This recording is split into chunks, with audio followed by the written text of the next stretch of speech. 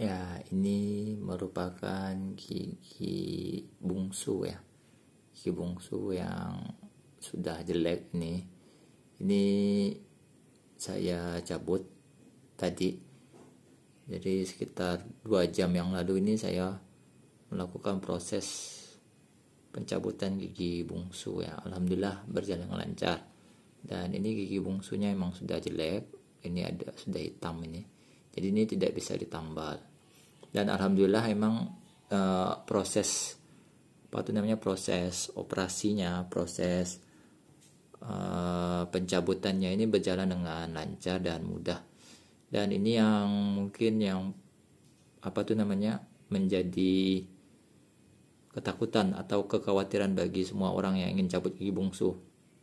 Kalau dari pengalaman saya sih, yang paling penting itu adalah pastikan kalau kalian ingin cabut gigi bungsu itu kalian harus meronsen struktur akar gigi kalian. Jadi gigi ini kan akarnya ini tidak sama semua. Artinya akar yang saya punya ini bisa saja berbeda dengan akar gigi kalian ya.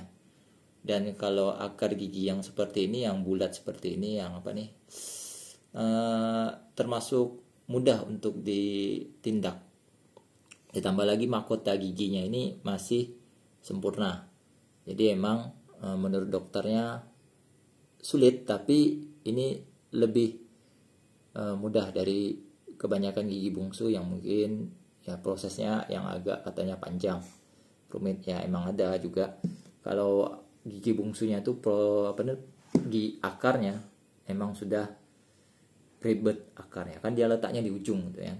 Kemudian juga kalau tidak ada mahkota giginya itu pasti operasi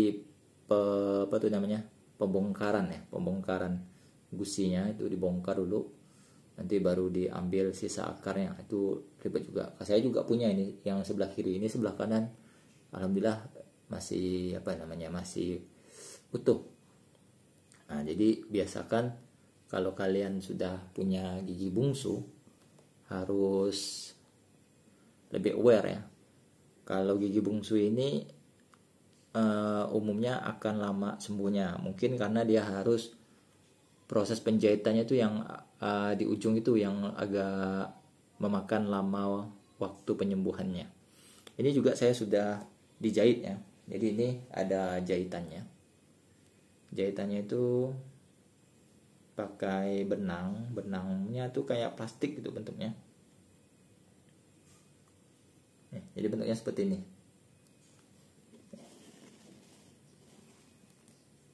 Tuh. Nah, itu. Jadi bentuknya seperti ini dia.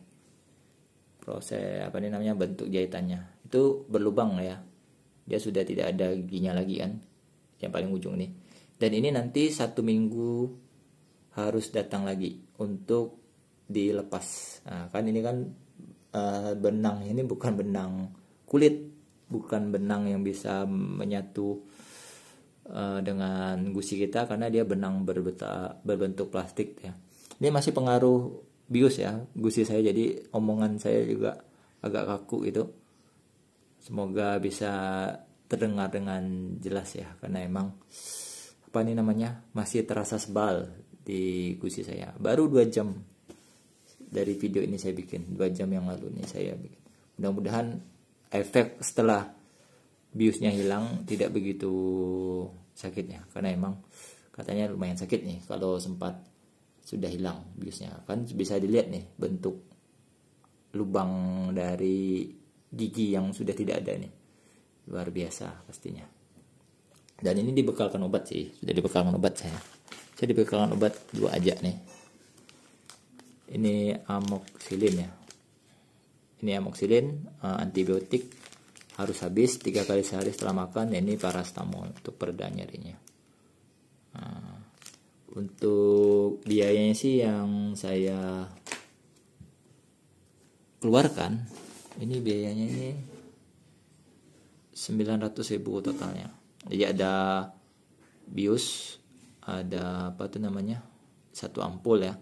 Kemudian bedah mulut, pencabutan gigi, bedah mulut 1 lagi, jahit umum, dan ronsen. Nah, ronsen ini penting nih untuk melihat bentuk akar giginya ya.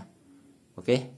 Jadi semoga informasi ini bisa membantu teman-teman yang ingin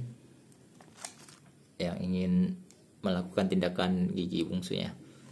Ya, jadi tidak usah khawatir, yang penting tindakannya itu harus sesuai dengan prosedur ya, dan ikuti saran dari dokter yang memang sudah ahli di bidangnya. Jadi kalau kalian sakit gigi ya jangan ke dokter mata ya kan. Pastikan ke dokter gigi tentunya, dan pastikan dokter giginya itu juga sudah sudah jam terbang itu sudah tinggi lah. Nah, jadi ini rasa yang saya dapat itu hanya sebatas suntikan saja. Ini selama proses. Jadi yang terasa itu hanya 2 kali suntikan seingat saya. Itu yang agak terasa ngenyut. Ya namanya jarum ya. Jarum masuk ke gusi ya agak ngenyut. Tapi setelah itu sudah tidak ada rasa yang sakit, rasa yang nyeri itu sudah tidak ada, karena emang sebal ini langsung. Gusi pipi ini sebal, lidah juga kaku ini. Nah, dengan begitu proses tindakan itu tidak terasa nyerinya, dan harus emang dokter yang sudah terampil ya, yang sudah terbiasa untuk cabut. Dan bentuk akar gigi juga menentukan seberapa lama tindakan itu bisa dilakukan. Kalau ini tindakan akar gigi saya yang masih tergolong normal dan mulus itunya, akarnya itu tidak menyerempet ke gigi yang lain, tinggal tarik, dah selesai itu. Congkel pakai alat yang seperti tang itu kan, dicongkel-congkelnya. Itu juga lumayan seram juga kan, di tangannya nggak, jadi dia masukkan tuh kayak diobok-obok mulut kita tuh kan. Tapi tenang saja, kalau sudah melewati yang namanya proses standar operasional prosedur, saya yakin bisa berjalan dengan lancar ya.